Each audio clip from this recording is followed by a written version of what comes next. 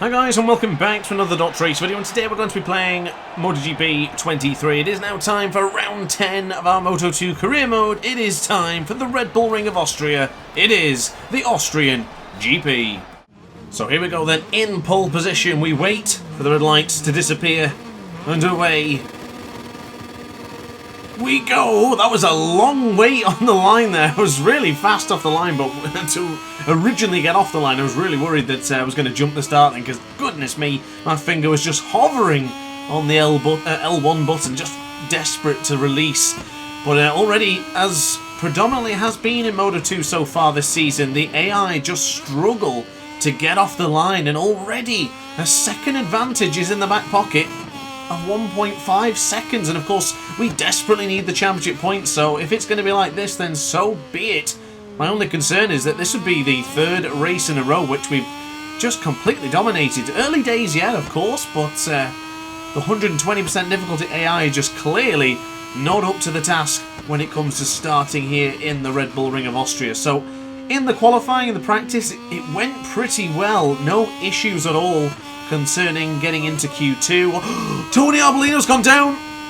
Arbolino has dropped it. Where did he go down? Was that the Schlossgold? Arbolino's out. Well, he's not in the top 8. I mean, at this stage, he could be well at the back of the grid now. That is huge for our championship. That is great news. You never want to hear about another rider crashing, but in this case, considering I'm quite far behind in the championship, around, what, 30 points or so, 26 points, something like that. This is vital for our championship, and we're in the best possible position to retain or actually gain back some valuable championship points. And already across the line, it's a 3.5 second advantage ahead of Pedro Acosta, and surprisingly, teammate of his, Alberto Arenas, in third place. I went a little bit wide there onto the first corner for the Niki Lauda curve. But now into the somewhat difficult 2A corner, then into 2B. I feel quite good in this combination of corners. I actually felt good in the live GP race a couple of weeks ago, maybe a couple of days ago, depending on when I uploaded this video. But yeah, I feel really confident with the Moto2 bike, and the more I play this game, the better I feel constantly. And I'm really enjoying MotoGP 23 at the moment. I've literally been on a massive tear, just recording loads of MotoGP 23, Moto2 career mode videos, and in general live GP races as well. So I'm really excited for the prospect now for the rest of the season. If this could be our third victory in a row, with Acosta down to third, we take 9 points away from him. So a quick look at my notes. We are 22 points behind Pedro Acosta, and 2 points behind Pedro Acosta, but 24 behind Tony Arbolino. So if my maths serves me correctly, if Tony Arbolino doesn't acquire a single point in today's video, we will be leading the championship for the very first time in Moto2 by a single championship point. And now Pedro Acosta's gone down to 4th, so his points would have been from 20 down to 16, down to 11, or 12 or 13, I believe, something like that. That's a lot of points that we're gaining back, and that would give us the championship lead. Goodness me! Tony Arbolino's crash there could prove to be absolutely crucial for this championship in this Moto2 season. Now, I've been pondering whether I would need to stay in Moto2 for another season to really acquire the goal of winning the championship. But if fate is slowly turning into our favour, if Lady Luck continues to shine, we could have a chance of winning it this season. I always said at the beginning, never say never. Oh, as Jake Dixon, compatriot, has just dropped out of the top 8. I did see Sam Lowe's up there at one point as well. I don't see him anywhere else in the top 8. As Pedro Acosta is going backwards in this Grand Prix. Alberto Arenas looking really promising in second place is the young Spaniard, and of course former Moto3 champion. So look at that, 2 Moto3 champions at the top of the pile right now. And with Alonso Lopez getting involved, of course... oh, never mind! Lopez is down now. Acosta inherits 4th, and Iagora inherits the 3rd place on the podium. Now, just notice in the bottom right corner of my screen there, the brake disc on the front was very warm a moment ago, so I do need to be careful as Alberto Arenas has gone down now. Where's he crashed? That looks to be in the Ramos corner, just before you go into the dip. So that's a shame for Alberto Arenas, but every single crash and incident that's happening behind us is another point of why it's absolutely crucial to get out to the front and avoid disaster. These races might not be as interesting as it was to start off with, or even compared to the likes of Moto3, but this is really important for our championship, and I feel fantastic. The bike, of course, if you've seen the video from a few days ago before the Silverstone round, I showed you the recent upgrade packages for this forward bike, and it is night and day. We still suffer with the lack of fuel, we still suffer with tyre degradation. Oh, we've gone deep there into the... Oh, this is the Ramus corner, it was the Rorsch corner I was referring to earlier on, which is turn 7, I do believe. But yeah, it's been night and day, and something else that's been night and day, which I'm really surprised at here in MotoGP 23. In previous games, it wouldn't really make a difference if teams were upgrading the bike or not. Everything would stay more or less the same, but to the left-hand side of your screen, in that top 8 for the standings, you've got Sean Dillon Kelly and Rory Skinner now up to 7th place. They have also received a massive boost at the end of the first part of the season, and that is clearly evident with this video right now. Both of them now into the top 6. We've seen Sean Dillon Kelly on the podium, I believe, in the Saxon ring when he took me out. Well, almost took me out. So it is completely night and day, and I'm super thrilled at the prospect of how things will change here in this MotoGP 23 career mode. I know I'm probably late to the party, but because I've been doing videos and stuff, I don't really get a chance to just do a career mode as quickly as someone would be doing at home, for example.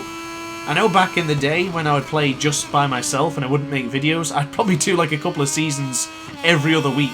I was so into it, I just do them all the time.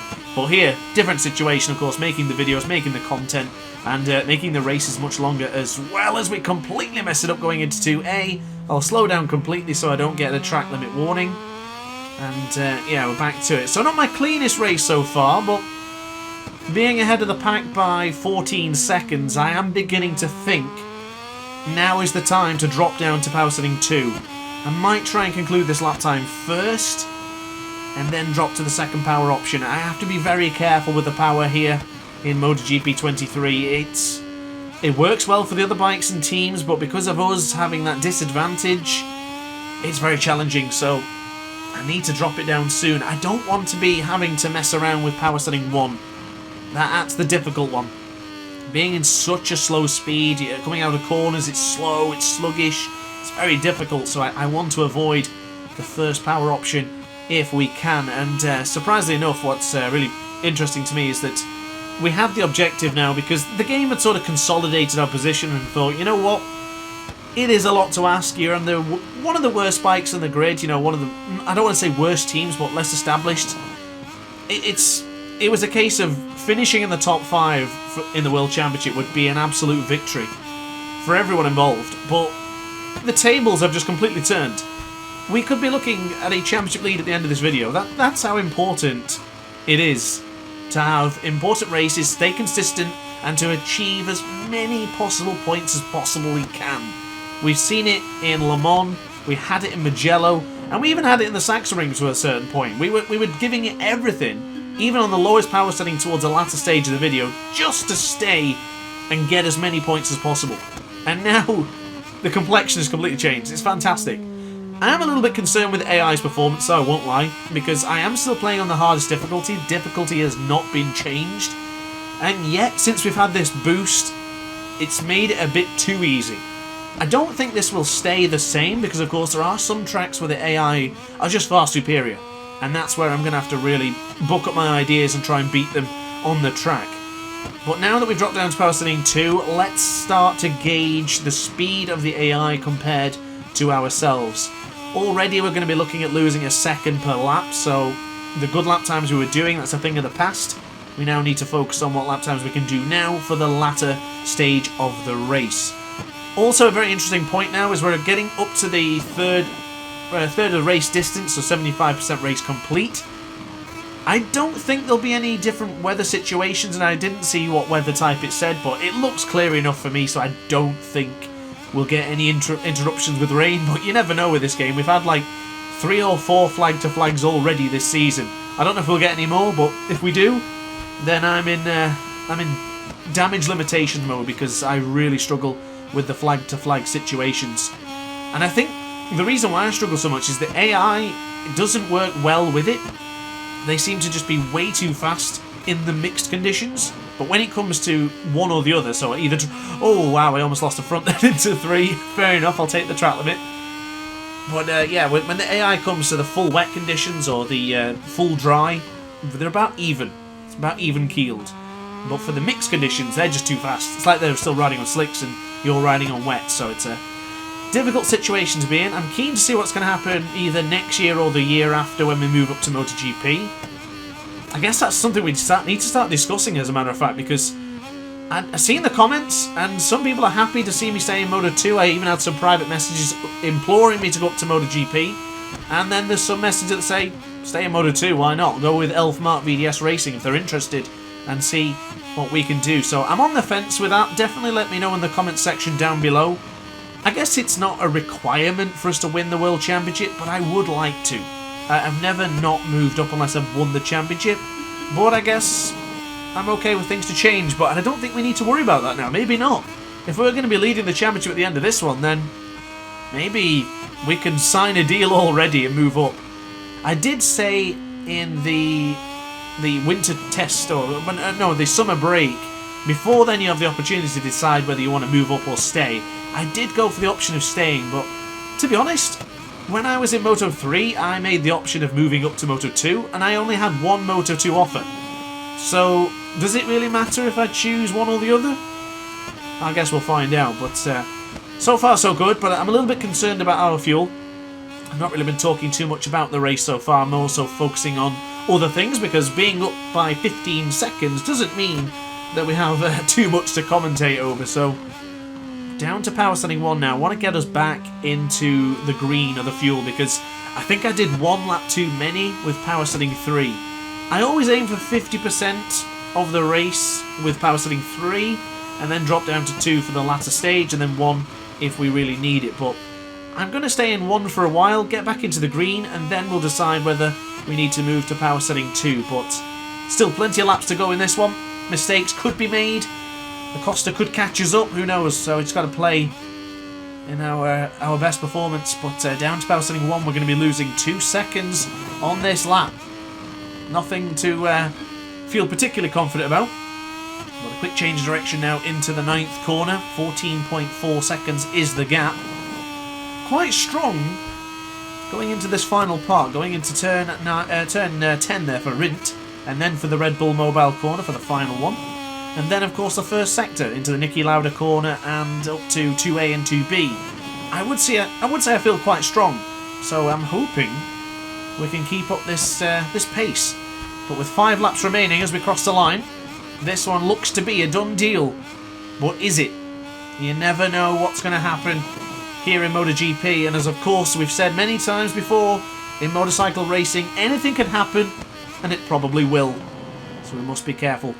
So into 2A and then back to the left-hand side for 2B. Bring on the power. Still running power setting 1. I did get a bit ambitious and put in power setting 2. I just hope the fuel holds out. We're still not into the green yet. And for every lap, we're going to be losing around 2 seconds in power setting 1. That's a lot of time to lose. As Jeremy Alcoba's gone down. He was having a good race. The Grassini rider down in 6th place. But, yeah, fabulous Jeremy is out. Whoa! Oh, that was... Shouldn't be focusing so much on the left-hand side of the screen. Sometimes I need to focus on the race. Something I have found, actually, what happens in the game is that we get little pop-ups, such as the standings, when there's been a significant change. I do tend to get a little bit carried away and I look at that too much. So I do need to be careful of that. And then into the right-hand side, of course, reminds me a lot of Glenn Irwin in the Brands Hatch race. Ooh, off the track. Where he says he watches the screen a lot to see what's happening behind him. I guess it's a bit like me, having a look at everything else but isn't the racing line. And this has been a very bad lap time. We lost 4.5 seconds, and that was really close to the Red Bull Mobile Apex. The gap's down to 11 seconds. We lost 3 seconds, or 2.5 in that exchange. A pretty shoddy lap time, if I do say so. We're back into the green, back into power setting 2. Will this be enough? can we keep it up? So, onto the brakes and into the corner of 2A. And then, of course, change direction into 2B. Nice. I do like that section of corner. I was very apprehensive about that chicane at first. But I think I like it. I think it's really grown on me. It really has. And, of course, safety concerns, it's much better for the riders. And we've seen some belting overtakes there in the past. Especially Fabio Quartararo's and Jack Miller, which was pretty good. But now onto the back straight for going into the Schlossgold. I should really be careful with Power Steering 2 here. I'm surprised that Power Steering 2 sent me straight back into the red. Why is that? I guess the way the fuel is calculated in this game, it's not very easy to understand as we get a bit of a slide going into the Rausch corner. Of course, still went for the soft front and soft rear combination as we go a little bit deep. Usually that's a straight up track limit warning if you go onto there. But thankfully we were given benefit of the doubt as the gap is coming down to 10 seconds. Will it be 10 seconds by the time we cross the line? Now, Pedro's going to have to take a lot of time out of me in 3 laps to get this victory. But I don't ever count out the AI in this game. The stronger they become, the more concerned I get. And I know the way they are in this game. The latter stage of the races is when they put in some really fast-paced lap times. So I am staring intently at my fastest lap time. If I see that change, then I might get a bit concerned. The Celestino Vietti up to 4th place. Great ride from the Fantic rider. I don't think I've seen him once in the top 8. I've not for a while, actually. In real life and in the game as well, of course. But he was stellar here in the Red Bull Ring of Austria in real life. Celestino at his best. But keen to see what he can do next season. Is he on the Red Bull KTM IO? I think he might be. That's going to be really cool. So, onto the brakes. And into the Schlossgold. I think I better stay at Power Steering 1, you know. I don't think moving over to Power Steering 2 is going to be a wise decision. I might try it again. Just to see how much fuel it takes away from me. Oh, as Aaron Canet has gone down. Big opportunity for him to get a podium. He's not had a great season this year either in both real life and computer game format. But with 2.5 lap times to go. Oh, a little bit of texture popping on the crypto data sign there. That was a bit annoying. I'm not a fan of texture popping. Of course, we do have it in this game quite a bit actually, but most of the time it's not too noticeable. But into the final couple of corners for this lap. We are losing a dramatic amount of time. It's down to 137s. Yeah, not looking too promising right now. I'm just struggling to get the power on with the lack of power. Actually, Power Steering 1. But with the penultimate lap now, I've got to make sure this is a good one. I don't really want to change to Power Steering 2. I don't think it's a smart decision. I don't want to run out of fuel. I'd be so embarrassed if I got all the way here to the end.